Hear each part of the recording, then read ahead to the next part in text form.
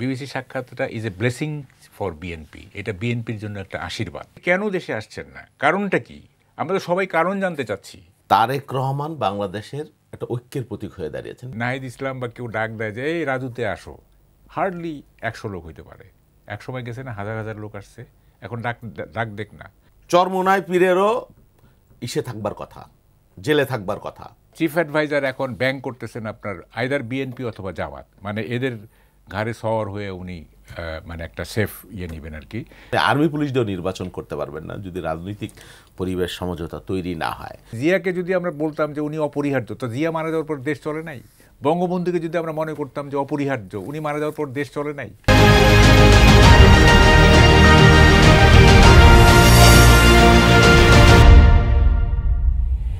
দর্শক স্বাগত কালের কণ্ঠের নিয়মিত অনুষ্ঠান কালের সংলাপে। আজ আমাদের সাথে আলোচনায় অংশ নিতে স্টুডিওতে উপস্থিত আছেন সাংবাদিক ও কলামিস্ট মাহবুব কামাল, এবং আমাদের সঙ্গে স্টুডিওতে আরও উপস্থিত আছেন কৃষক দল কেন্দ্রীয় কমিটির সাধারণ সম্পাদক শহীদুল ইসলাম বাবুল।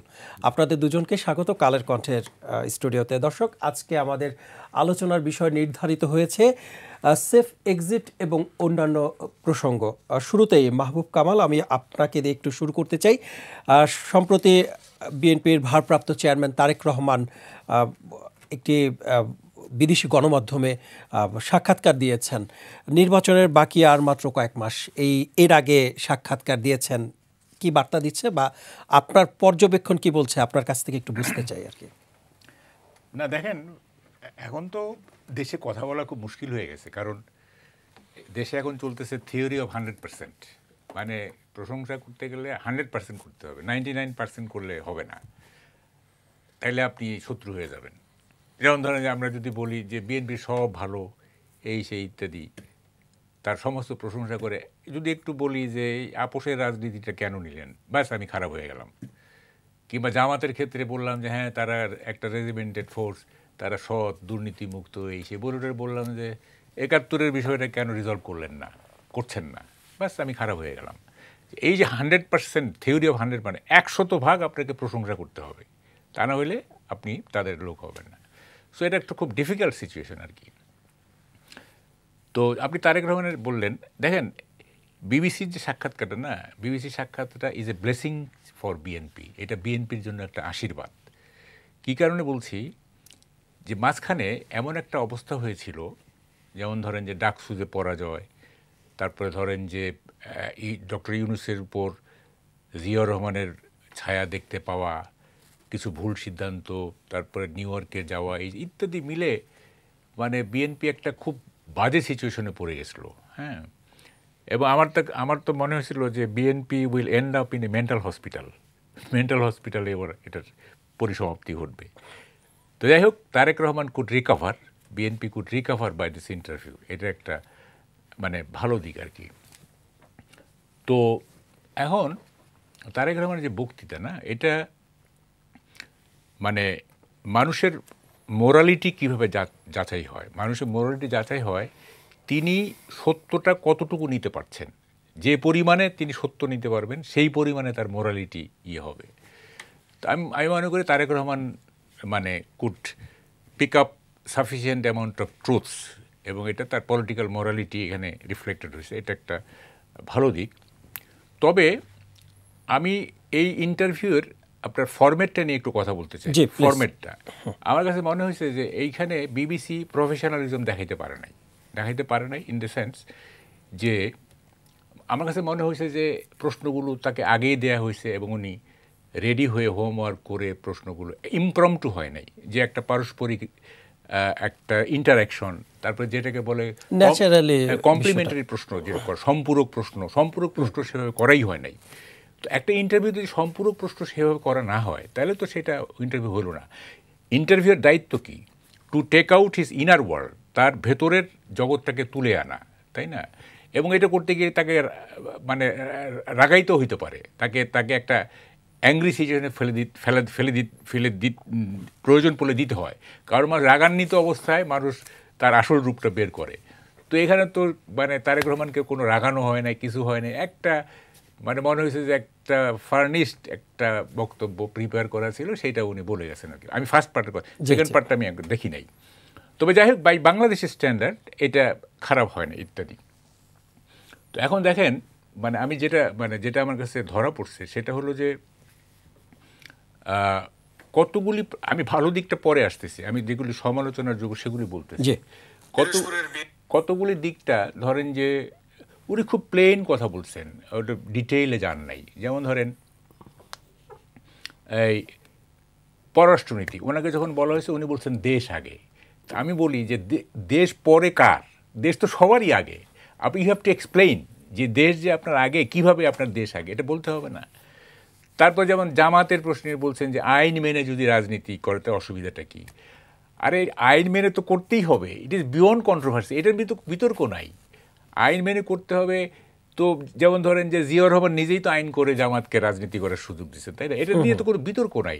আপনি বলবেন জামাতের রাজনীতি, আমাদের জাতীয় রাজনীতির সাথে জামাতের রাজনীতিতে মিথস্ক্রিয়াটা কী হবে এবং সেটা মানে এটার চরিত্র কী হবে, সেইটা আপনি ব্যাখ্যা করবেন। আপনি আইন মেনে, এটা তো খুব সাধারণ একটা কথা, তাই না? আইন তো মানতেই হবে। আচ্ছা, এটা গেল ওনার। আমি বলতেছি মানে একটা হয়েছে কি দেখেন, এই একটা কথা আছে যে even the famous philosophers cannot see Sophia more clearly. মানে হচ্ছে সোফিয়া হচ্ছে স্বর্গের একটা নারী, উনি প্রজ্ঞার প্রতীক, উইজডমের প্রতীক। তো বলা হচ্ছে যে সবচেয়ে ভালো দার্শনিকরাও সোফিয়াকে পরিপূর্ণভাবে দেখতে পারে না, বা সবার গ্যাপ থাকবে আর কি। হ্যাঁ, ক্লিয়ারলি দেখতে পারে না সোফিয়াকে, ইভেন দি ফেমাস ফিলোসফার্স। তো সীমাবদ্ধ থাকবে। আপনার কি বলে যে তারেক রহমান তো একজন politician, he is not a philosopher, কিছু সীমাবদ্ধ থাকবেই।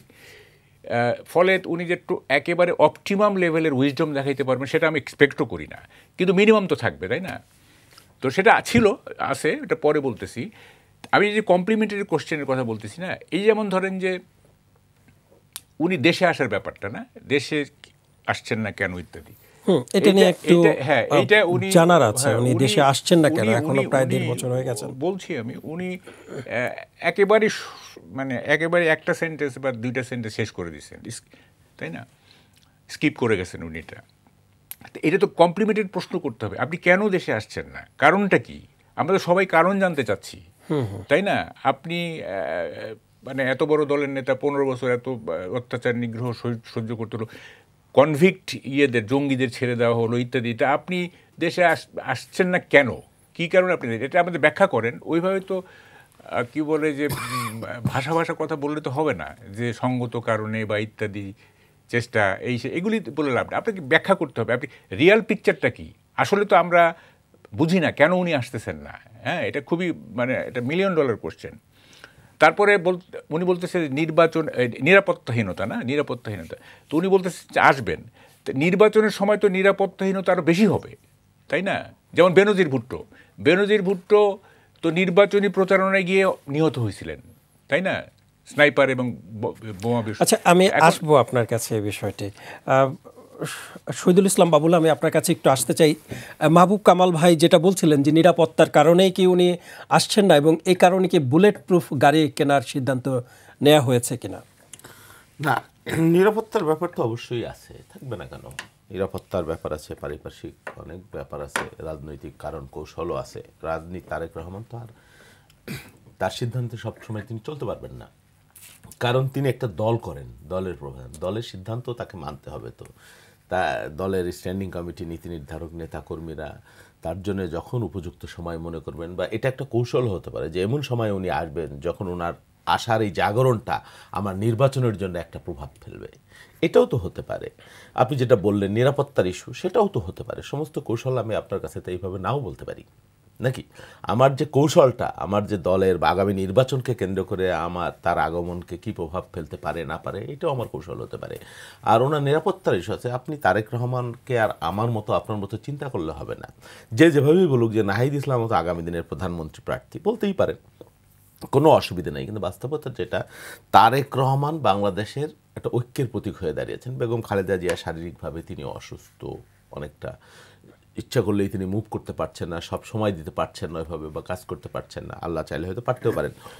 কিন্তু তারেক রহমানের বিষয়টা ডিফারেন্ট কারণ বাংলাদেশের একটা বৃহৎ রাজনৈতিক দলের তিনি এখন ভারপ্রাপ্ত চেয়ারম্যান। হ্যাঁ, উনি বাংলাদেশের আগামী দিনের জাতীয় স্বার্থের প্রতীক, উনি বাংলাদেশের আগামী দিনের বিএনপির ঐক্যের প্রতীক, উনি বাংলাদেশের আগামী অমিত সম্ভাবনার ব্যাপার, আগামী দিনের প্রধানমন্ত্রী। তো সুতরাং তাকে নিয়ে আমাদের যারা প্রতিপক্ষ, আমাদের যারা শত্রুপক্ষ, তাদের একটা মানে অপপরিকল্পনা ষড়যন্ত্রটা থাকতেই পারে। তারেক রহমান বিগত সরকারের আমলে যেভাবে মুভ করেছেন, উনি এখন সেভাবে মুভ করতে পারবেন কিনা, এইটাও তো একটা ব্যাপার, এটা হলো বাস্তবতা। এই বিষয়গুলো মাথায় রেখে তো তাকে সিদ্ধান্ত গ্রহণ করতে হবে। তারপর তার পরিবারও আছে, রাজনীতির বাইরে, সব কিছুর বাইরে তার তো একটা পরিবারও আছে। এই পরিবারের সদস্যরা ওখানে থাকে, তার ছেলে মেয়ের পড়ালেখা, মেয়েদের পড়ালেখা, তার ভাইয়ের মেয়েদের পড়ালেখা, অনেকগুলো ইস্যু জড়িত। তারপরে তো তারেক রহমান বলে দিয়েছেন কালকে, এখানে মনে হয় না খুব একটা লুকোছাপা বা কোনো কিছু ধূম্রজাল আছে, যে অচিরেই তিনি আসবেন এবং তিনি নির্বাচনে অংশগ্রহণ করবেন। এমন তো আমরা প্রায় সময় শুনতে পাচ্ছি যে অচিরেই আসবেন, শিগগিরই আসবেন। অচিরে আর শিগগিরই সময় শেষ হবে কবে? না, এটা তার আমি বলতে পারবো না। বিবিসি কালকে তার ইন্টারভিউ নিয়েছে, তিনি বলেছেন নির্বাচনের তো 4 মাস বাকি, শিডিউল হবে হয়তো আর 2 মাস পরে। হ্যাঁ, ডিসেম্বরে তো এরপরে তো আর ওনার আসার সুযোগ নাই। উনি বলেছেন উনি আসবেন, উনি নির্বাচনে অংশ নেবেন। এই সময়টা পর্যন্ত আপনারা একটু ধৈর্য ধরেন, তারপরে আপনি কমেন্ট করতে পারবেন যে উনি কেন আসলো না, ওনার আসা উচিত ছিল, বা উনি আসবেনই না। এই তখন আপনি এই কমেন্ট নিশ্চিতভাবেই করতে পারেন। আচ্ছা, একটু আরেকটা কথা বলতে চাচ্ছি যে আপনাদের দলের যে মহাসচিব তিনি বলেছিলেন যে জিয়াউর রহমানের ছায়া দেখতে পাচ্ছেন আর ডক্টর ইউনূসের ভেতর। আপনাদের কি মানে নেতৃত্বের একটা সংকট দেখা দিয়েছে কিনা, যার কারণে হচ্ছে জিয়াউর রহমানের ছায়া দেখতে পাচ্ছেন অন্তর্বর্তী সরকারের প্রধানের উপর? আমাদের মহাসচিব যেটা বলেছেন, জিয়াউর রহমানের মধ্যে আন্তর্জাতিক পরিমণ্ডলে জাতিসংঘে তার যে বক্তব্য, বিবৃতি, এই বক্তব্য হয়তো স্বদেশ সাজাত্যবোধ এর প্রেক্ষিতে হয়তো উনি মনে করেছেন, সেই জন্য উনি বলেছেন যে, আর প্রফেসর ইউনূসও তো একটা আন্তর্জাতিক ব্যক্তিত্ব, হ্যাঁ, তারও তো অর্জন আছে, বা তারও দৃঢ়তা আছে, তারও গার্ডস ফার্স আছে, তিনিও দেশের জন্য ভূমিকা রেখেছেন। তো আন্তর্জাতিক পরিমণ্ডলে উনি যে বক্তব্য রেখেছেন সেই দিন, সেই বক্তব্যের প্রেক্ষিতে মাননীয় মহাসচিব বলেছেন সব কিছুর সাথে রাজনীতি। জিয়াউর রহমান তো বললাম না ভার্সাটাইল, তিনি একদিকে তার রাজনীতি, দল প্রতিষ্ঠা, আন্তর্জাতিক পরিমণ্ডলে তার অবস্থান। আপনাকে মনে রাখতে হবে যে জিয়াউর রহমান আসবার আগে বাংলাদেশের সাথে আন্তর্জাতিক পরিমণ্ডলের যে সম্পর্ক, সেটা ছিল খুবই নড়বড়ে বা একটা বাস্তুচ্যুত বাস্তবতার মতো। কিন্তু জিয়াউর রহমান আসবার পরে কূটনৈতিক ক্ষেত্রে অনেক দেশের সাথে বা অনেক সংস্থার সাথে বাংলাদেশের কানেক্টিভিটি তৈরি হয়েছিল প্রথম। সেই প্রেক্ষিতে বলতে পারেন যে 5 তারিখের আগে যে একটা বিধ্বস্ত বাস্তবতা, 5 তারিখের পরে প্রফেসর ইউনূস সাহেবের নেতৃত্বে কোথাও কোথাও সেই বিষয়গুলো তুলে এনেছেন ইউনূস সাহেব, বা চেষ্টা করেছেন বা কথা বলেছেন, সেই প্রেক্ষিতে হয়তো উনি বলে থাকতে পারেন। বাট তার বক্তব্যটা কোন আঙ্গিকে তিনি বলেছেন সেটা উনি পরিষ্কার করে আর বলতে পারবেন, ব্যাখ্যাটা দিতে পারবেন। ধন্যবাদ। মাহবুব কামাল, একটু আসতে চাই আপনার কাছে। হ্যাঁ, প্লিজ আমি আসতে চাই, একটু কন্টিনিউ করি। সেটা হচ্ছে যে, না দেখেন, মানে এইটা খুবই সাসপিশিয়াস, এটা সন্দেহজনক। সেটা হচ্ছে যে, মানে তারেক রহমান কেন আসতে পারবে না যদি সরকার আসতে দিতে চায়? কেন আসতে? আমার তো মনে হয় যে তাকে আসতে দেওয়া হচ্ছে না। না আসা তো কোনো কারণ নাই। তার মামলা থাক, যদি প্রথম দিকে মামলা আছে, উনি এসে উনি মামলা জামিন নেবেন, লিগাল ফাইট দিবেন, একই সাথে দল চালাবেন, লিগাল ফাইট দিবেন, তাই না? আমরা তো এক্সপেক্ট করছিলাম যে উনি সেলিব্রেশনে যোগ দিবেন নেক্সট অ্যাভেলেবল ফ্লাইট ধরে। উনি তো আসলেন না। এবং তারপরে আমি খালেদ মহিউদ্দিনের শোতে বললাম, আমার সাথে দুদু ভাই ছিল, আমি বললাম যে 3-4 মাস হয়ে যাচ্ছে এখনও আসতেছে না। উনি বললেন যে আসবে। তো কোথায় আসতেছে, তাই না? প্রথমত নিরাপত্তাহীনতা যদি হয়, আপনার যদি আগে যদি নিরাপত্তাহীনতা ছিল, তাইলে ইলেকশনের সময় যদি আসে তাই তো নিরাপত্তাহীনতা আর বাড়বে, তাই না? তখন তো নির্বাচনী প্রচারণায় এই কারণে কি বুলেট প্রুফ গাড়ি কেনার সিদ্ধান্ত নিয়েছে? এই যে নির্বাচনী প্রচারণায় গেলে তো নিরাপত্তা আরও বাড়বে। তো মানে যখন বাড়বে তখন আপনি আসবেন, আর যখন কম ছিল তখন আপনি আসলেন না, এটা তো হইতে পারে না। আচ্ছা, আরেকটা বলে আপনি ভালো দিকটা আমি বলতেছি, তারেক রহমান ভালো দিক তো অবশ্যই আছে। তার আরেকটা দিক বলি, যেমন ধরেন যে প্রশ্নকর্তারা, আমার কাছে মনে হয়েছে যে তারেক রহমান যেখানে যেতে চাচ্ছেন, প্রশ্নকর্তারা তাকে সেখানে যেতে সাহায্য করছেন, তার গন্তব্যে পৌঁছতে সাহায্য করতেছেন। যেমন ধরেন 21শে আগস্টে কোনো প্রশ্ন করা হয় নাই, ঠিক আছে? অথচ 21শে আগস্টটা হচ্ছে একটা বড় ঘটনা, এবং সেইটা আওয়ামী লীগ এবং বিএনপির মধ্যে যে রাজনীতি, সেটা পরবর্তীকালে 21শে আগস্টের ঘটনা অনেক প্রভাবিত করছে। হ্যাঁ, সেইটা নিয়ে তো প্রশ্ন করা উচিত ছিল। আদালতের রায় হয়েছে যে এটার সাথে ওনারা জড়িত না, ঠিক আছে, ভালো কথা। তো হু কিল জেসিকা, একটা সিনেমা আছে নোবডি কিল জেসিকা, তাহলে কে মারলো? এবং 2001 থেকে 2004-এর ঘটনা, 2004-এর পরে 2 বছর আপনারা ক্ষমতা ছিলেন, এইটার কেন বিচার হইল না? এবং কেন আমরা জানতে পারলাম না যে who the Real killer sir? এবং কেন ওই যে জজ মিয়া নাটক সাজানো হয়েছিল? এইসব প্রশ্ন তো করতে হবে, তাই না? এগুলো করেন নাই। হ্যাঁ, আমার কাছে মনে হয়েছে যে ইন্টারভিউয়াররা তাকে they pave the way of Tarique Rahman to go his destination, তাকে তার নির্দিষ্ট গন্তব্যে পৌঁছাইতে তার রাস্তা মানে পরিষ্কার করে দিয়েছেন। তো এইটা তো ইন্টারভিউ হলো না। যাই হোক, যেটা ভালো লেগেছে আমার সেটা হচ্ছে যে তারেক রহমান বাগাড়ম্বর করেন নাই, that is the very good sign. হ্যাঁ, ডক্টর ইউনূসের মতো। ডক্টর ইউনূসের তো বক্তব্য হচ্ছে আনরিয়ালিস্টিক, ইমাজিনারি, বাস্তবের সাথে কোনো মিল নাই, একেবারেই মানে উপরের দিকে তাকিয়ে উনি কথা বলেন। তারেক রহমানের মাথা মাটির দিকে নোয়ানো ছিল, ডাউন ট্রোডেন। হ্যাঁ, এটা খুব ভালো লাগছে যে উনি খুব আশাবাদ দেখান নাই। সব কিছুর মধ্যে একটা যে মানে সমস্যা আছে এবং এটা ডিল করতে হবে, সবাই মিলে ডিল করতে হবে, এইটা আমার কাছে খুবই ভালো লাগছে। এবং এখানে কিন্তু তিনি বলেছিলেন যে জুলাই গণ অভ্যুত্থানের মাস্টার মাইন্ডের বিষয়টা কিন্তু নিয়ে এসেছে। তিনি বলেছেন যে জুলাই গণ অভ্যুত্থানের মাস্টার মাইন্ড কোনো ব্যক্তি আসলে নয়, এটি জনগণ। আরে শুনেন, আপনি বলি এই যে ডক্টর ইউনূস যে নিউ ইয়র্কে গিয়ে এই যে মাহফুজ আলমকে বললো he is a master mind, মানে এটাকে কি বলবো, এটা ভাষা নাই আর কি। হ্যাঁ, একজন ব্যক্তিকে উনি বলতেছেন মাস্টার মাইন্ড, হ্যাঁ, অথচ এটা একটা সমস্ত রাজনৈতিক দল এবং অনেকের পার্টিসিপেশন ছিল সেখানে। হ্যাঁ, উনি বলতেছেন। এবং তারেক রহমান মানে আমি বললাম তো মানে এই যে 18 কোটি মানুষ মাস্টার মাইন্ড, এইটা বলার মধ্য দিয়ে উনি যে উদারতা দেখাইছেন, এটা খুবই প্রশংসার যোগ্য। তো এখন যেটা কথা হচ্ছে যে উনি মানে সব কিছুতেই, যেমন ধরেন যে এই যে মানে গত রেজিমের কথা উনি বলছেন যে প্রতিশোধ না, এটা আইনের ব্যাপার। হ্যাঁ, এই যে এটা তো খুবই ভালো জিনিস যে মানে প্রতিশোধ পরায়ণতার দৃষ্টিভঙ্গিতে নয়, বরং আইনের দৃষ্টিভঙ্গিতে যে অপরাধ করছে সেটাকে ডিল করতে হবে। এটা খুবই ভালো ব্যাপার। তারপরে ধরেন যে সবটা মিলে ওনাকে খুব মনে হয়েছে, সেন্সিবল মনে হয়েছে কথাবার্তায়। হ্যাঁ, যদিও অনেক কথা খুব শ্যালো, মানে অনেক কথা খুব অগভীর, এবং এগুলি উনি ব্যাখ্যা করেননি বা করতে পারেননি। হ্যাঁ, কতগুলি জটিল বিষয় উনি খুব সিম্পল ওয়েতে উনি বলে গেছেন। এই যেমন ধরেন যে পররাষ্ট্র বলছে আমার দেশ আগে, ইট ডাজেন্ট, মানে এইটা কিছুই বলে না, ইট স্পিক্স নাথিং।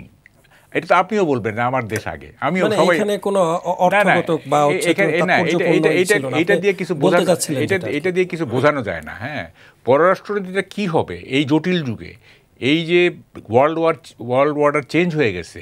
হ্যাঁ, এই যে চায়না আমেরিকার দ্বন্দ্ব, এই সেই ইত্যাদি, এখানে ইন্ডিয়া, এখানে মায়ানমার। এমনও তো হতে পারে যে তিনি পররাষ্ট্রনীতি কি হবে বা পররাষ্ট্র বিষয়গুলো কি হবে সেটা উনি একটু নিজের কাছে রেখেছেন, পরবর্তীতে এটা কেন এত বড় একটা ইন্টারভিউ এখানেই তো বলবেন উনি।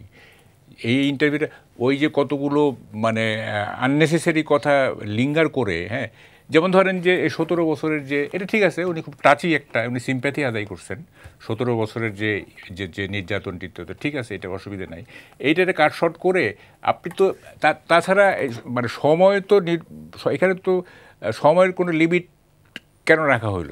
যদি 3 পর্বে হইতো, 3 পর্বে প্রতিটা বিষয় তো পুরোপুরি ইন ফুল লেন্থ ব্যাখ্যা করতে হবে, তাই না? আপনি মানে ছেড়ে দিলেন, একটা বাক্য বলে ছেড়ে দিলেন বা 2টা বাক্য বলেছে, এটা তো হলো না। তো ফলে 3 পর্ব হইতে পারতো, 4 পর্ব হইতে পারতো, অসুবিধা তো ছিল না, তাই না? জি, ঠিক আছে, ধন্যবাদ আপনাকে। আমি একটু শহীদুল ইসলাম বাবুল আপনার কাছে একটু আসতে চাই যে গণভোট জুলাই সনদ বাস্তবায়ন নিয়ে অনেক দলেরই দ্বিমত রয়েছে। গণভোটের সময় এবং পদ্ধতি নিয়েও একমতে আসতে পারেনি অনেক দল। বিএনপি বলছে সংসদ নির্বাচনের দিনই গণভোট, জামায়াত বলছে নির্বাচনের আগেই হোক গণভোট।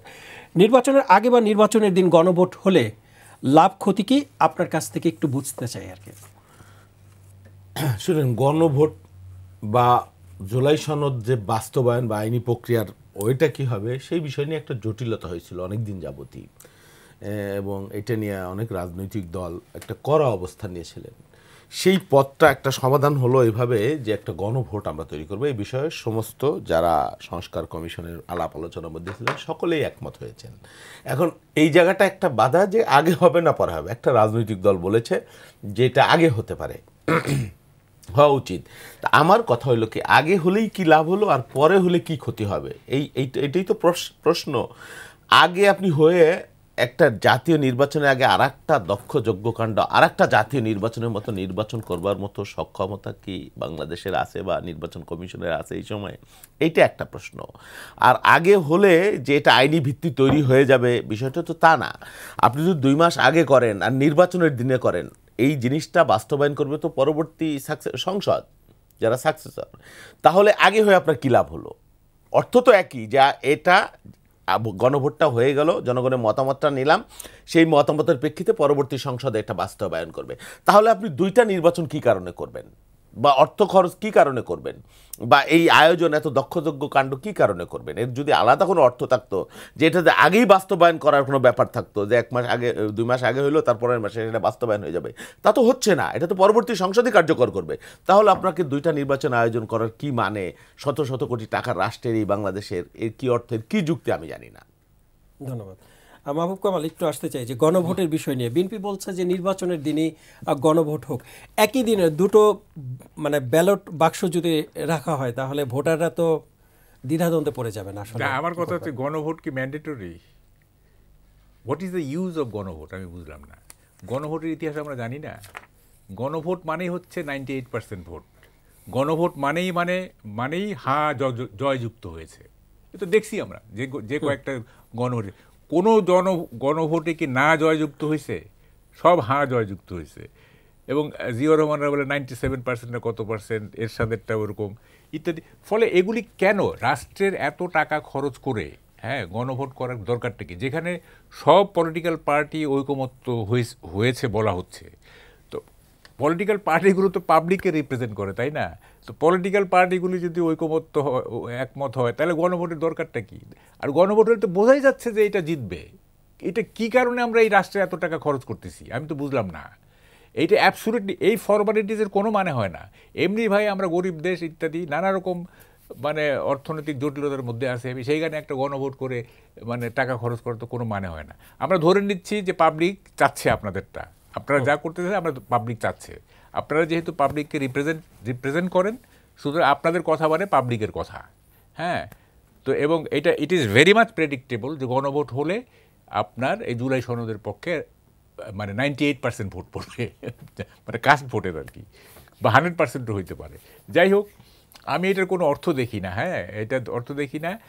যেমন একটা ছিল গণভোট দরকার ছিল, সেটা হলো যেমন ধরেন যে আমরা যখন প্রেসিডেন্সিয়াল পদ্ধতি থেকে পার্লামেন্টারি পদ্ধতিতে চলে আসলাম শাহাবুদ্দিনের ওই আমলে আর কি, তখনের যে গণভোটটা সেইটাও দরকার ছিল, কারণ এইটা একটা বড় ধরনের শিফট।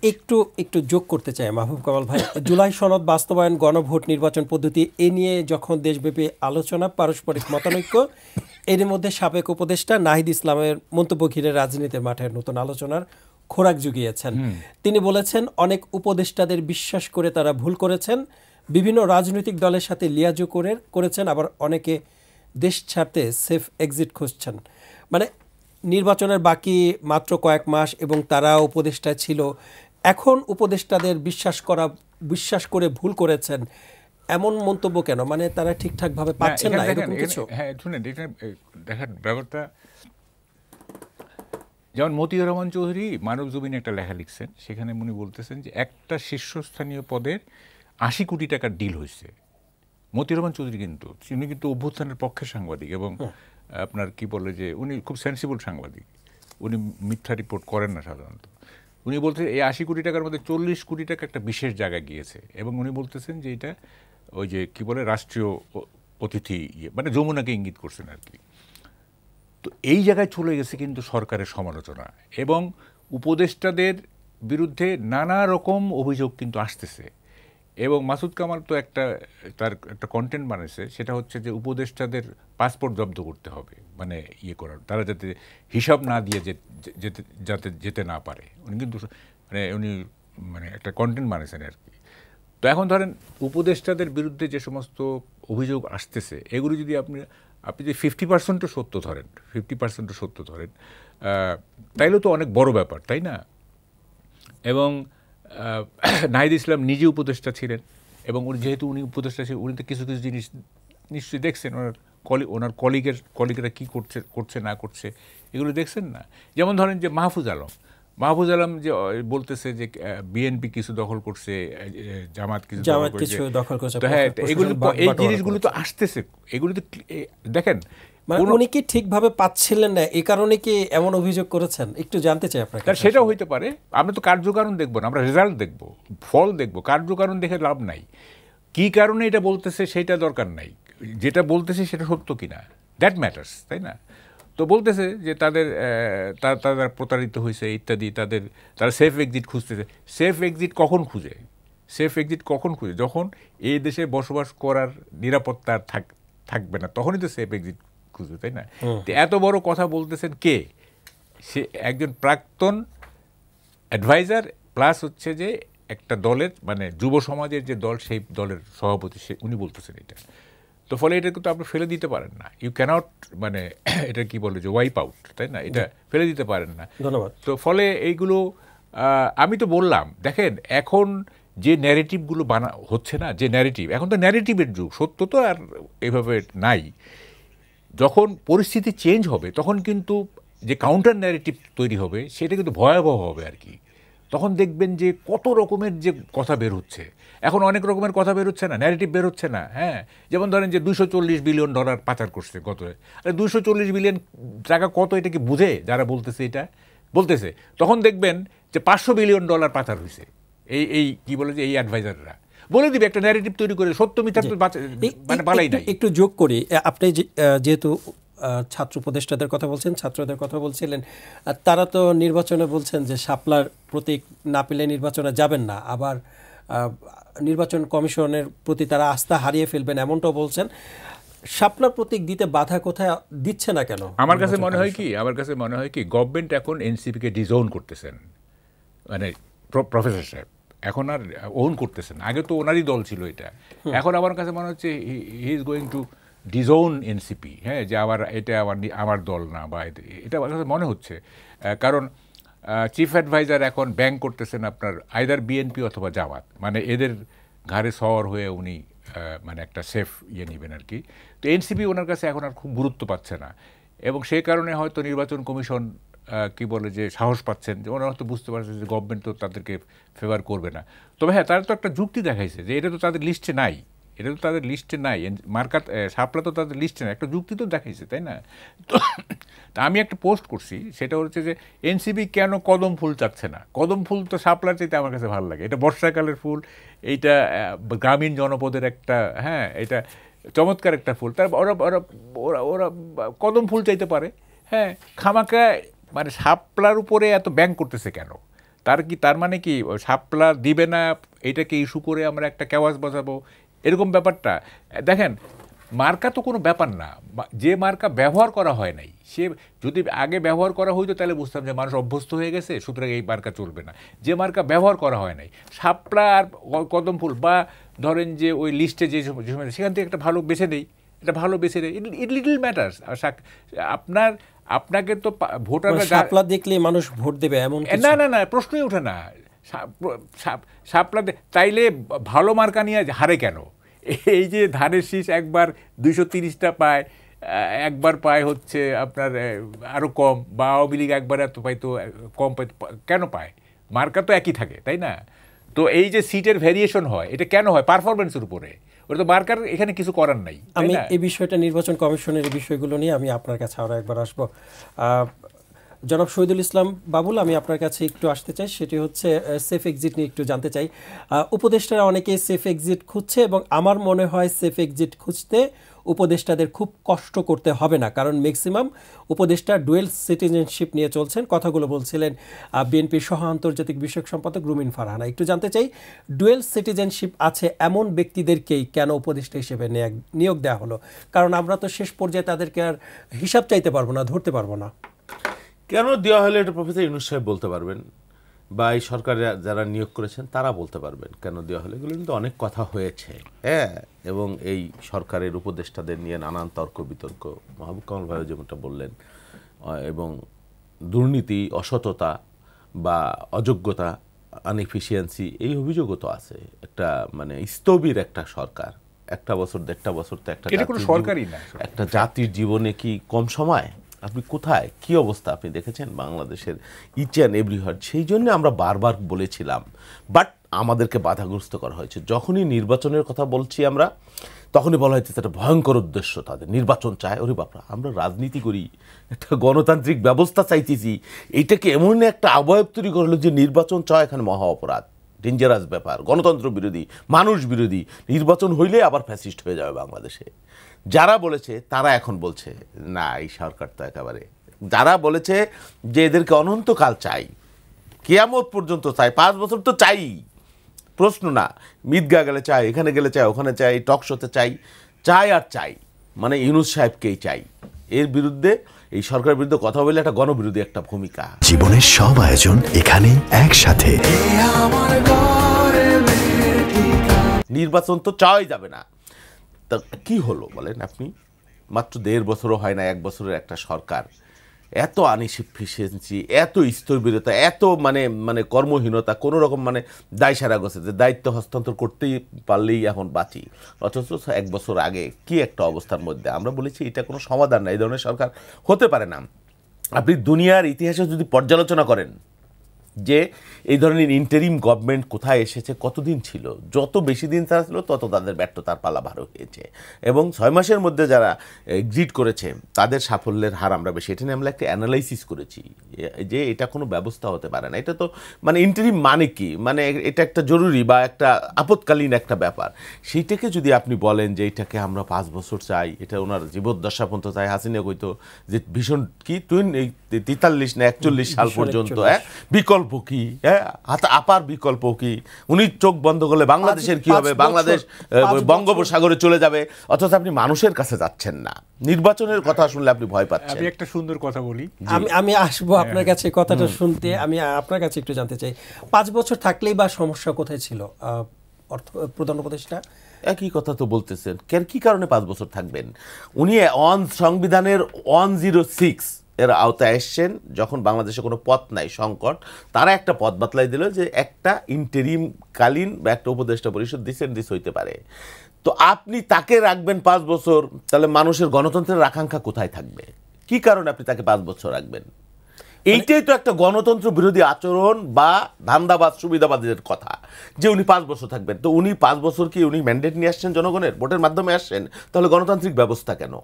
আপনি করবেন 5 বছর, আরেকজন করবেন 10 বছর, আরেকজন করবেন ওনার আমৃত্যু মতো। তো এত সমস্যা যে হচ্ছে, এই যে মবের কথা বলতেছেন, মাজার ভাঙার কথা বলতেছেন, অর্থনীতি ধ্বংসের কথা বলতেছেন, চাঁদাবাজির কথা বলতেছেন, কত কথা সর্বাঙ্গ, তারপর এক্সিটের কথা বলতেছেন, আনএফিসিয়েন্সির কথা বলতেছেন, দুর্নীতির কথা বলতেছেন, অযোগ্যতার কথা বলতেছেন, মাচ্ছন্যের কথা বলতেছেন, আবার বলতেছেন 5 বছর থাকলে অসুবিধে কি? যে চরমনাই পীর তো বলেছেন যে বিএনপি এককভাবে ক্ষমতায় গেলে চাঁদাবাজি বাড়বেন। ভণ্ড মুনাফেক। চরমনাই পীরেরও ইসে থাকবার কথা, জেলে থাকবার কথা, রাজনীতি তো দূরের কথা। কারণ এই যে ফ্যাসিবাদ প্রলম্বিত হয়েছে, তারা কি ঢেলেছে, এমন তুষামদি তারা করেছে। এই জামাতের বিরুদ্ধে যে অশ্লীল কটুবাক্য বলেছে যে ইহুদিরা যদি কোথাও সরকার গঠন করে সেখানেও ইসলাম কায়েম যদি সম্ভব হয়, জামাত করলে সম্ভব না, এই কথাও তো বলেছে, বলেনি? তার মানে কি মুনাফেকির লক্ষণ কি? আমি যে বলে দিলাম মুনাফেক, এমনি তো বলিনি। এই যে আওয়ামী লীগ যে প্রলম্বিত হয়েছে, ওনাদের এই চরমনায়ের নেতারা শেখ মুজিবের 14 জেনারেশন আধা ঘন্টা বক্তৃতা দিচ্ছে, কোত্থেকে তার ছেলে তার ছেলে তার ছেলে তার ছেলে, ওনারা সুদূর পারস্য থেকে বাংলাদেশে আসছে ইসলাম প্রচার করতে, একটা মহান জাতি, এগুলা বলেছে। শেখ হাসিনা আমি কি এখানে দাগ হয়ে গেছে তাহাজ্জুদের নামাজ পড়তে পড়তে, তারা বলেছে। তাহলে কি এগুলো ভণ্ডামি না, মুনাফিকি না? এগুলো রাজনৈতিক স্বার্থ। এবং জামাত তাদের সাথে এখন যে মাখামাখি দেখছি, এটা অশুভ বাংলাদেশের রাজনীতিতে। এটা স্বার্থের, মানে ক্ষণস্থায়ী স্বার্থের। এখানে ইসলাম ধর্ম টর্ম কিছুই তো নাই, শুধুই মাত্র ক্ষমতার স্বার্থ বা ভোটের রাজনীতির স্বার্থ। এখানে নৈতিক নীতিকথা বলতে কোনো কিছু নাই। ধন্যবাদ। মাহবুব কামাল ভাই, আপনি কিছু একটা বলতে যাচ্ছিলেন, একটু শুনবো, তারপরে পরে। ওই যে উনি যে বললেন যে মানে আমার কাছে যেটা স্ট্রাইক করছে ওনার কথার পরে, সেটা হচ্ছে যে দেখেন, পৃথিবীতে অনিবার্য অপরিহার্য বলতে কিছু নাই, ঠিক আছে? কোনো কিছুই ইনডিসপেন্সিবল না, কোনো কিছুই অনিবার্য না।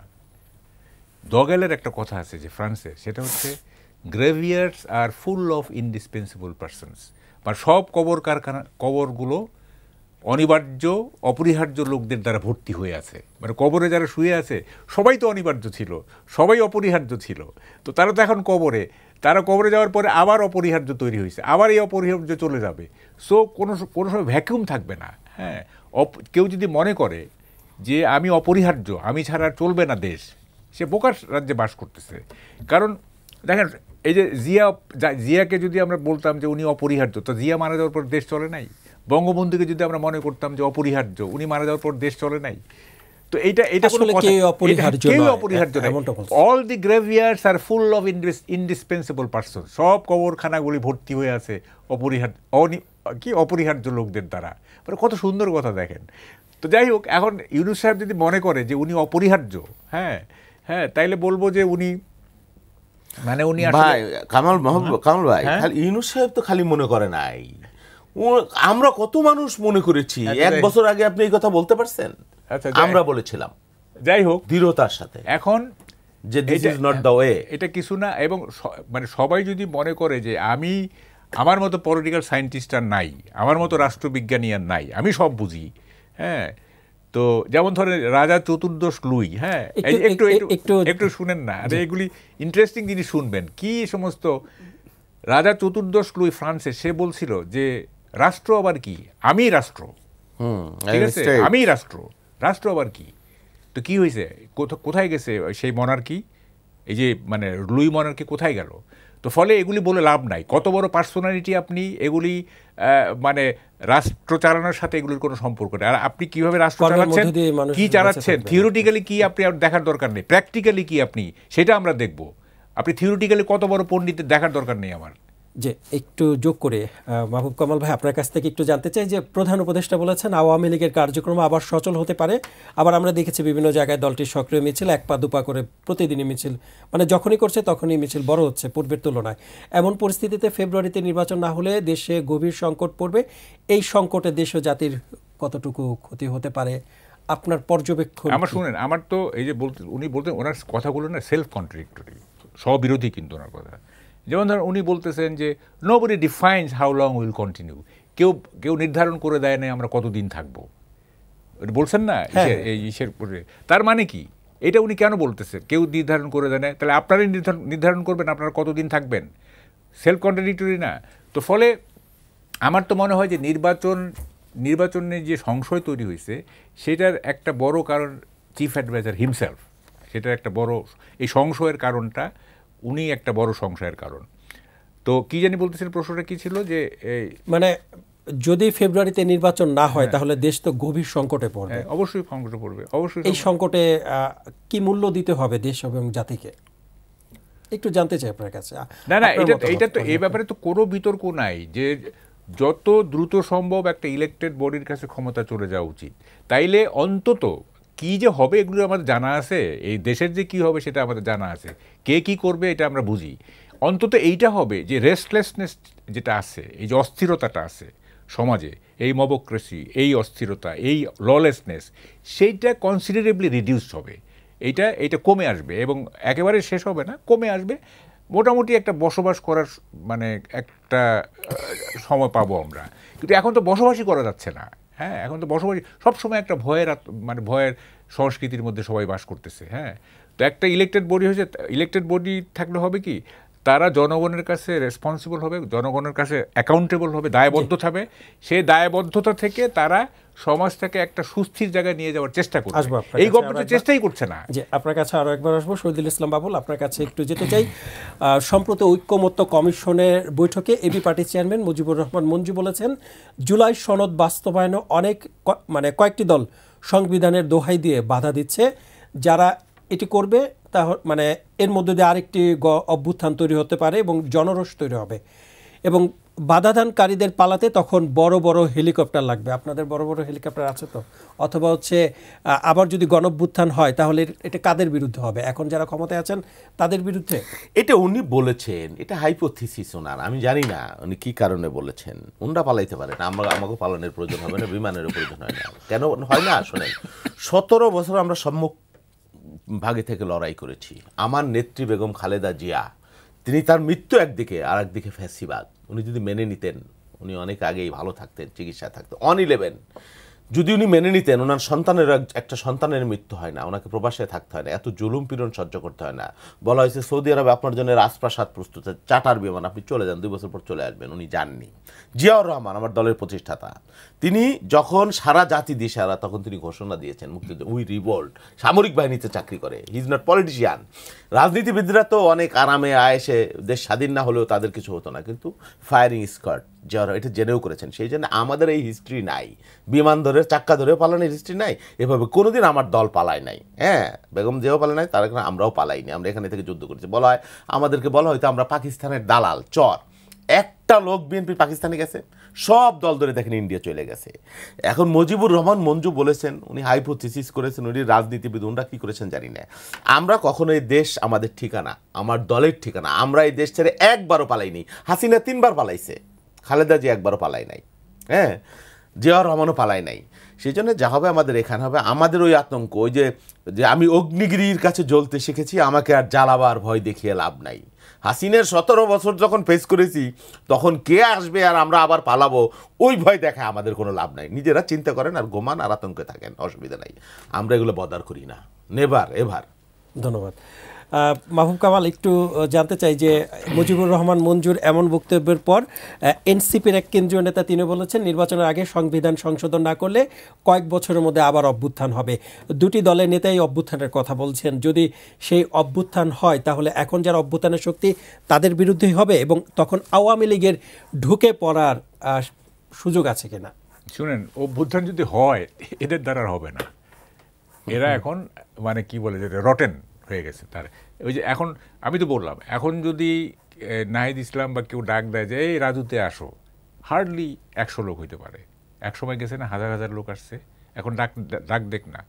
অভ্যুত্থান যদি হয়, এদের দ্বারা হবে না, অন্য কেউ থার্ড ফোর্স হবে। আর এগুলি বলে লাভ নাই। হ্যাঁ, এ সমস্ত বাগাড়ম্বর, এ সমস্ত মানে শাউটিং, এগুলির কোনো মূল্য নাই। বাস্তবতা অন্যরকম চলে গেছে। হ্যাঁ, তাদের আর কোনো ইয়ে নাই। এখন পলিটিক্যাল ফোর্স বলতে বিএনপি, জামাত। হ্যাঁ, আর এগুলি বলে লাভ নাই, খামাখা এগুলি বলে লাভ নাই। আপনি তো পেশায় একজন সাংবাদিক, একটু এই প্রশ্নটা আপনাকেই করতে চাই যে মুক্তভাবে রাজনীতিতে বা মতামত প্রকাশ করতে পারছেন কিনা একটু জানতে চাই। আওয়ামী লীগের আমলে তো মত প্রকাশ করলে বলা হতো মুক্তিযুদ্ধ চেতনা বিরোধী, রাজাকারের শাবক। এখন মত প্রকাশ করলে বলা হচ্ছে ফ্যাসিস্ট এবং ভারতের দালাল। এমন প্রেক্ষাপটে কি মত প্রকাশ করা যাচ্ছে কি? আমি তো করছি, আমি তো কোনো মানে চাপ ফিল করছি না। আমি চাপ ফিল করছি না, অন্যরা করছে কিনা আমি জানি না। আমি এটা মনে করি যে সরকারের পক্ষ থেকে কোনো চাপ নাই, ঠিক আছে, এটা আই বিলিভ। কিন্তু মানে এক ধরনের সেলফ সেন্সরশিপে চলে গেছে আমাদের মিডিয়া। হ্যাঁ, একদম সেলফ সেন্সরশিপ। বিশেষ করে মালিক পক্ষ হয়তো ভাবতেছে যে কোনটা কি প্রচার হইলে আবার মব হইসা, এগুলো হয়েছে না, এগুলো তো মব টপ হয়েছে। যেমন প্রথম আলোর সামনে তো মব হয়েছে, তারপরে সবাই টেলিভিশনে গিয়ে থ্রেট করে চাকরি গেছে, ওই 21 টিভির চাকরি গেছে, এরকম হয়েছে না। তো ফলে মালিক পক্ষ হয়তো দেখছে যে কি বলে যে এই খামাকা রিস্ক নেওয়ার দরকার নেই, আমার এত কোটি কোটি টাকার ব্যবসা, তার একটা সেলফ সেন্সরশিপে চলে গেছে। হয়তো সাংবাদিকরা চায় যে সত্য প্রকাশ হোক, কিন্তু হয়তো মালিক এটা অ্যালাউ করছে না, তার ব্যবসার স্বার্থে বা তার ইসের স্বার্থে। কিন্তু সরকারের পক্ষ থেকে কোনো চাপ আছে, এইটা আমি মনে করি। কারণ আমি কোনো চাপ ফিল করি না, আমি তো কথা বলতেছি, কই আমাকে তো কেউ টেলিফোনেও থ্রেট করে না, তাই না? তো ফলে আমি এটা বলবো না যে সরকার চাপ দিচ্ছে বা মত প্রকাশে কোনো বাধা আছে। বাধাটা হ্যাঁ, কতগুলি ঘটনা ঘটছে কারণে। না, মত প্রকাশের কারণে কিন্তু আমরা দেখেছি যে বিগত সময়ে বিভিন্ন সাংবাদিকদেরকে কিন্তু জেলে যেতে হয়েছে। কোন সময়? সম্প্রতি সাংবাদিক পান্না, উনিও কিন্তু না, আমি বলছি পান্নাটা তো ওই যদি ধরেন যে ওই মঞ্চ 71-এ উনি যদি না যেতেন, হ্যাঁ, তাইলে যদি অ্যারেস্ট হতে, তাইলে আমরা বলতে পারতাম। উনি তো গ্রেপ্তার হয়েছে মঞ্চ 71-এ গিয়ে। হ্যাঁ, ওখান থেকে তো গ্রেপ্তার হয়েছে। উনি তো মুক্তিযুদ্ধের পক্ষে কথা বলাটা কি অন্য? সেটা তো অন্য ডিবেট। আপনি তো বলতেছেন সাংবাদিকদের কথা, বলছি না। সংবাদ মানে সরকারের পক্ষ থেকে মানে কারা কারা চাপ পাচ্ছে আমি জানি না, চাপ পেতেও পারে। কারণ চিফ কি বলে প্রেস সেক্রেটারির কথাবার্তায় তো বোঝা যায় যে উনি মিডিয়া এক ধরনের নিয়ন্ত্রণ করতে চাচ্ছেন, তাই না? এখন হয়তো ধরেন যে কি বলে যে কেউ কেউ হয়তো চাপ ফিল করতেছে। আমার কথা অ্যাজ ফর মি, আমি কোনো চাপ ফিল করছি না। এবং আমার ধারণা চাপ যদি হয় খুব লো কি, এটা খুব বড় আকারের কোনো চাপ আমি এটা মনে করছি না। একটু যোগ করি, আমরা তো হচ্ছে আর কিছুদিন পরেই নির্বাচনের মতো একটি উৎসবের দিকে যাব। সম্প্রতি নির্বাচন কমিশনে বেশ কয়েকটি নতুন দলকে নিবন্ধন দিতে সিদ্ধান্ত নিয়েছেন নির্বাচন কমিশন। নতুন দলকে নিবন্ধন দিতে আমরা জানি যে বেশ কিছু শর্ত পূরণ করতে হয়। তার মধ্যে একটি, প্রতিটি জেলা উপজেলায় নিজস্ব কার্যালয় এবং নির্দিষ্ট সংখ্যক কর্মী বা ভোটার থাকা আবশ্যক। কিন্তু বাংলাদেশ জাতীয় লীগ নামের একটি নতুন দলকে নিবন্ধন দেওয়ার সিদ্ধান্ত নেওয়া হয়েছে। দলটির প্রধান কার্যালয়ে মাত্র কয়েক ফিটের সাংবাদিক দেখে তারা একটি ব্যানারও পর্যন্ত ঝুলানোর চেষ্টা করেছে কস্টেপ দিয়ে। তো এমন একটি দলকে নির্বাচন কমিশন নিবন্ধন দেওয়ার সিদ্ধান্ত নিয়েছে। এতে আক্ষেপ প্রকাশ করেছেন কিন্তু এনসিপি। তারা বলছেন যে ফ্যাসিস্ট সরকার অথবা হচ্ছে তাদের দোসরদেরকে সুযোগ দিতে নির্বাচন কমিশন কাজ করছে। বাংলাদেশ জাতীয় লীগ আসলে মানে এমন নাম আপনি শুনেছেন কিনা এর আগে? না, এই যে জাতীয় লীগ একটা ছিল, এটা পাকিস্তান আমলে ছিল জাতীয় লীগ, কিন্তু মানে সমালোচনা তো হবে যে আপনার নির্বাচন কমিশনের, যদি রিয়েলি তারা শর্ত ফুলফিল না করেই নিবন্ধন পেয়ে থাকে।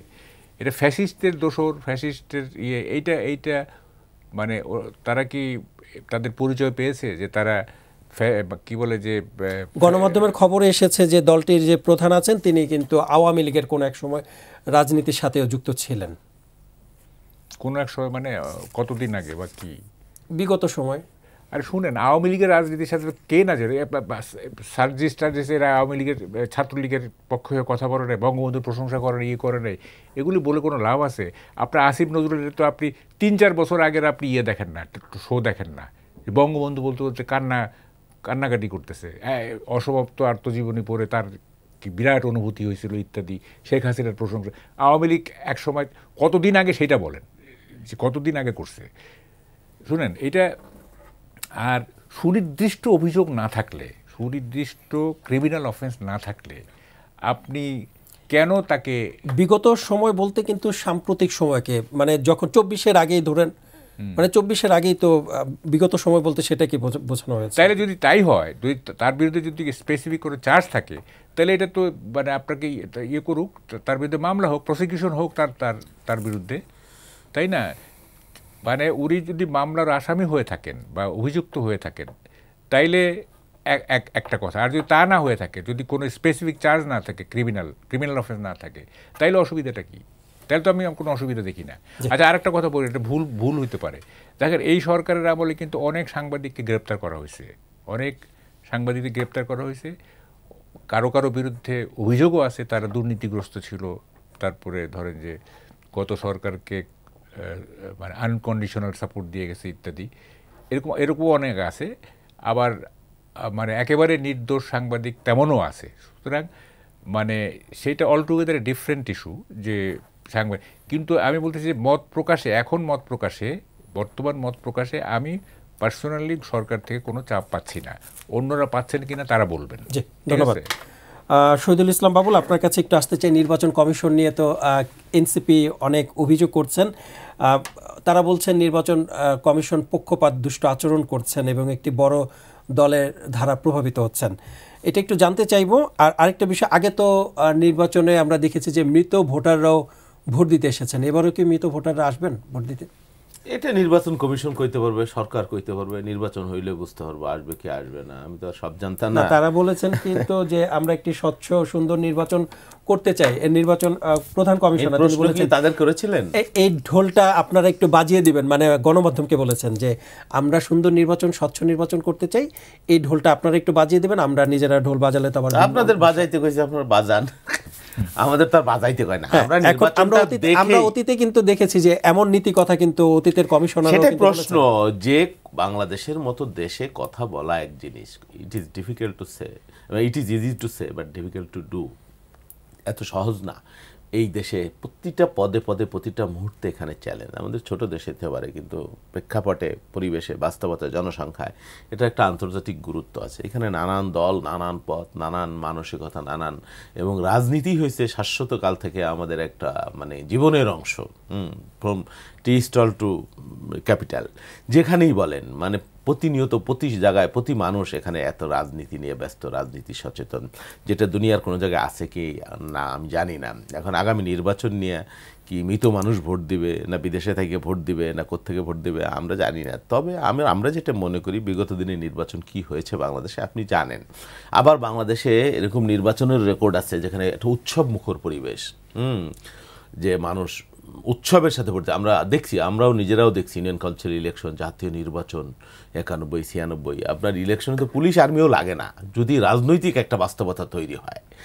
জনগণই কিন্তু নির্বাচন করে দেয়। আবার আপনি আর্মি পুলিশ দিয়েও নির্বাচন করতে পারবেন না যদি রাজনৈতিক পরিবেশ সমঝোতা তৈরি না হয়। তখন ওই থেকেই ওই মৃত মানুষ কবর থেকে এসে ভোট দেয়, ভোট দিয়ে আবার চলে যায় স্ত্রী পুত্রের সাথে দেখা না করতে। আমরা এইবারে যে নির্বাচনটা হবে আশা করি এরকম কোনো নির্বাচন হবে না, ইলেকশন কমিশন আশ্বস্ত করেছে। তবে আমরা তাদের কাজ দেখেই মূল্যায়ন করব। আর অনাস্থার যে অনাস্থার যে ব্যাপারটা এনসিপি যেটা বলেছে, এনসিপির নেতারা তো অনেক অপরিণতদর্শী আচরণ এবং কথাবার্তা বলে। এটা তাদের রাজনৈতিক অভিজ্ঞতার কারণে, অনভিজ্ঞতার কারণে হতে পারে, বা বিপ্লবের যে জোশ চেতনা সেটা এখনো শেষ হয় নাই সেই কারণে বলতে পারে। তো আমি মনে করি এনসিপির যে আবদার বা দাবি শাপলা, এটা কিন্তু এটা না হতেই হবে, এটাও যেমন কোনো বক্তব্য হতে পারে না, বা আচরণ বা অ্যাক্টিভিটিস হতে পারে না, বা ইলেকশন কমিশন দিবে না কেন, এটা একটা আলোচনার ব্যাপার। আর শাপলার বিষয়ে যে বিষয়টা, এটা তো একটা জাতীয় প্রতীক, জাতীয় ফুল। তো জাতীয় ফুল আপনি এটা একটা ডিসক্রিমিনেশন, অন্য কেউ তো এটা নিয়ে মামলাও করতে পারে বা প্রতিবাদও করতে পারে। আপনি এটা বাদ দিয়ে অন্য কি চাইতে পারেন? বা ইলেকশন কমিশনের মার্কার মধ্যে যা অন্তর্ভুক্ত আছে, আবার তারা যে কি বেগুন লাউ সাউ এইগুলা যে দিছে, এইগুলোও আমার মনে হয় রুচিশীল কোনো মার্কার তালিকার মধ্যে আছে বলে আমরা মনে করি না। এখন আগের নির্বাচন কমিশন কি আল্লাহ জানে, আল্লাহর মাল আল্লাহ নিছে না কি কি যেন বলতো, না রে ভাই, সেই কমিশন যে কমিশন আমরা দেখছি, তবে এই কমিশনকে আমরা একটু ব্যতিক্রম দিচ্ছি বা চূড়ান্তভাবে মূল্যায়নের এখন পর্যন্ত সময় আসছে সেটা আমরা মনে করছি না। তাদের যে বাকি অ্যাক্টিভিটিস এখনই শুরু হবে, কেবলই তাদের অ্যাক্টিভিটিস শুরু হচ্ছে, গুরুতর কোনো ব্যত্যয় আছে সেটা আমরা মনে করছি না। জি, ধন্যবাদ। মাহবুব কামাল, একটু আপনার কাছে একটু ভিন্ন ইস্যুতে প্রশ্ন করতে চাই যে ডিসেম্বরে বাড়ছে সরকারি কর্মকর্তা কর্মচারীর বেতন। বর্তমান সময়ে দেশের অর্থনীতির মন্দা অবস্থায় সরকারের এমন সিদ্ধান্ত কতটা যৌক্তিক? কেউ কেউ বলছে বেতন না বাড়ালে সরকারি কর্মকর্তা কর্মচারীদের লোভ লালসা বেড়ে যাবে। একটু জানতে চাই, বেতন বাড়ালে কি লোভ লালসা কমে যাবে? না না না, প্রশ্নই ওঠে না। কারণ একটা অর্থনীতিতে একটা কথা আছে, ওয়ান্টস আর আনলিমিটেড, মানে চাহিদার তো কোনো শেষ নেই, তাই না?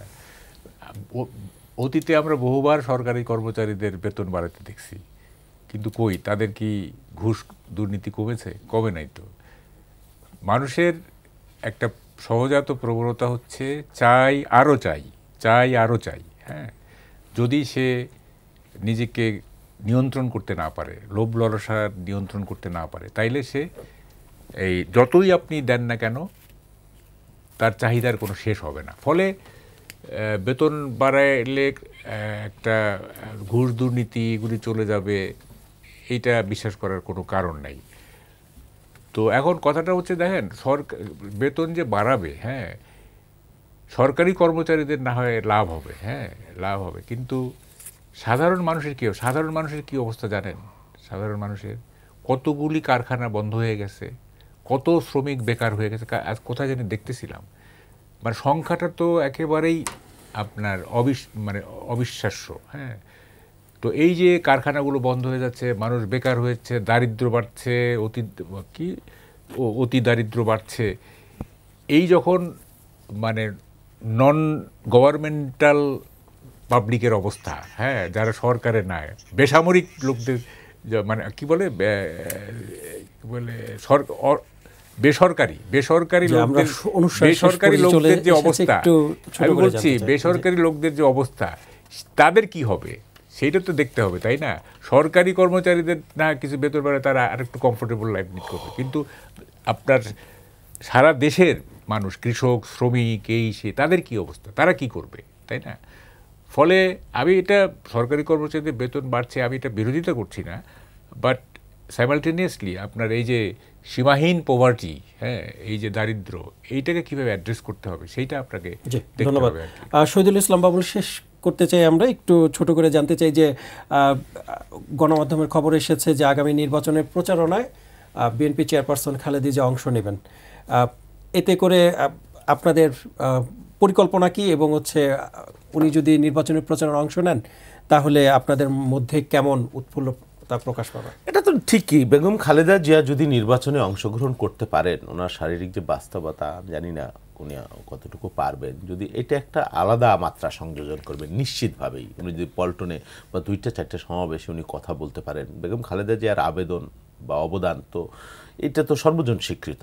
ওনার যে ত্যাগ, আত্মত্যাগ, উনি তো আসলে দলেরও ঊর্ধ্বে এখন উনি যে জায়গায় আছেন আমরা মনে করছি, এবং সেই জন্য উনি যদি কোনো নির্বাচনে কোনো বক্তৃতা দিতে পারেন বা অংশগ্রহণ করতে পারেন, যতটুকু পারেন, সেটা আমাদের জন্য অবশ্যই একটা ইতিবাচক ফল। আর আপনি যে কথাটা বলেছিলেন যে সরকারি কর্মচারীদের বেতন, রাষ্ট্র তো সবার হতে হয়, শুধু বিশেষ গোষ্ঠীর হলে হয় না। ওই যে মাহবুব কামাল ভাইয়ের সাথে সুর মিলিয়ে বলতে চাই যে রবীন্দ্রনাথের কবিতায় আছে, এ জগতে হায় সেই বেশি চায় আসে যার ভুরি ভুরি, রাজার হস্ত করে সমস্ত কাঙালের ধন চুরি। তো এই যে দুদক বানাইছেন বা ফাইন্যান্সিয়াল ইন্টেলিজেন্স ইউনিট বানাইছেন, কাদের জন্য বানিয়েছেন? শ্রমজীবী মেহনতি মানুষের জন্য না, যারা বিসিএস ধাপে ধাপে ধাপে ধাপে পরীক্ষা দেয়, সমাজের সবচেয়ে অগ্রবর্তী অংশ, তাদের জন্য কেন বানিয়েছেন? হ্যাঁ, কারণ তো আছে, যুক্তিসঙ্গত কারণ। সেই জায়গাটা যদি আপনি ফোকটটা বন্ধ রাখে, গর্তটা বন্ধ না করেন, তাহলে আপনি যতই বেতন বাড়ান, যাই বাড়ান, এতে কোনো লাভ হবে না। বাংলাদেশের সরকারকে সবসময় শুধুমাত্র একটা বিশেষ গোষ্ঠীকে খুশি করবার প্রবণতা ছিল, সব সরকারই ছিল, কিন্তু বাংলাদেশের সবচাইতে উনি যেটা বলেন শ্রমজীবী মানুষ, বিশেষ করে কৃষক সমাজ, শ্রমিক সমাজ, আপনি জানেন কিনা জানি না, বাংলাদেশের এখনও প্রায় 50% বেশি মানুষ প্রত্যক্ষভাবে কৃষি পেশার সাথে সংযুক্ত।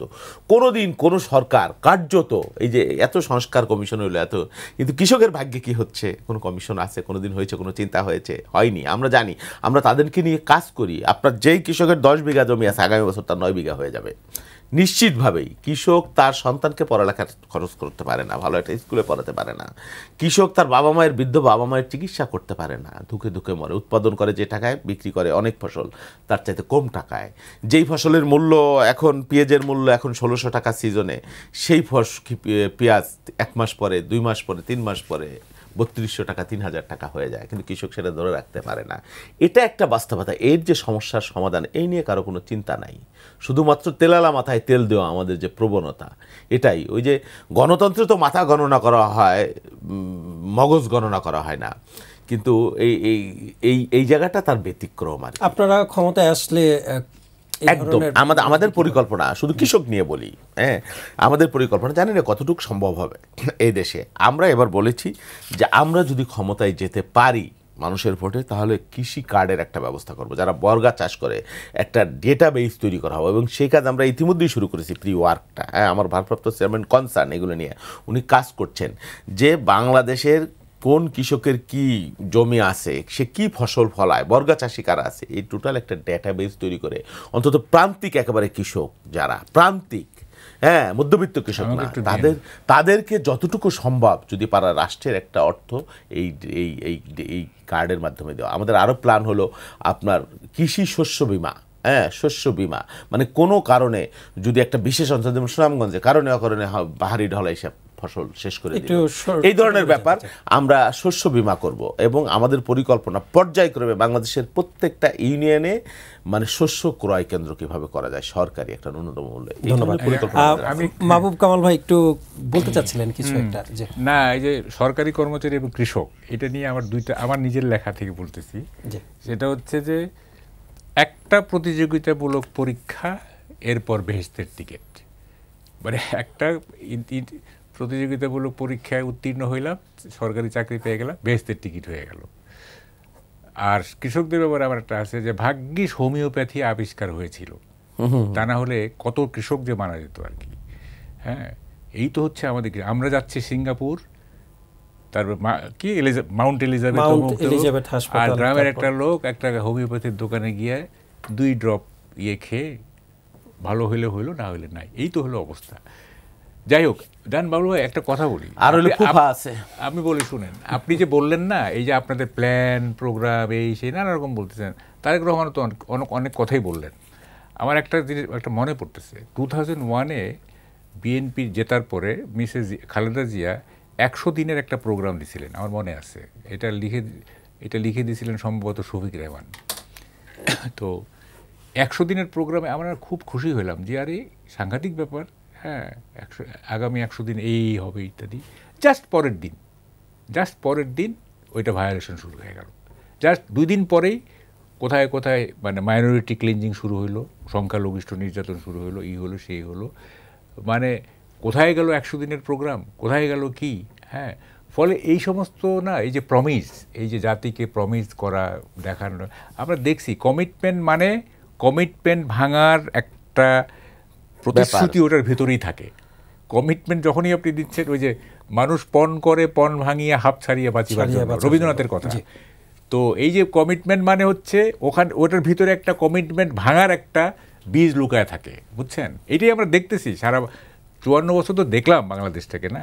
ফলে এই প্রমিসের কোনো মূল্য নাই। আমরা দেখব যে কি করবেন আপনারা যদি ক্ষমতায় আসেন, হ্যাঁ, এগুলিতে আমরা বিশ্বাস করি, এগুলো আমরা দেখার বিষয়। ধন্যবাদ আপনাদেরকে, মূল্যবান সময় আমাদেরকে দেওয়ার জন্য। সময় থাকলে আরও অনেক কিছু জানার ছিল। ধন্যবাদ আপনাদেরকে। দর্শক, আপনারা দেখছিলেন আমাদের নিয়মিত অনুষ্ঠান কালের সংলাপ। আজ এই পর্যন্তই। ভালো থাকুক দেশ, ভালো থাকুক দেশের মানুষ, এই প্রত্যাশায় আল্লাহ হাফেজ।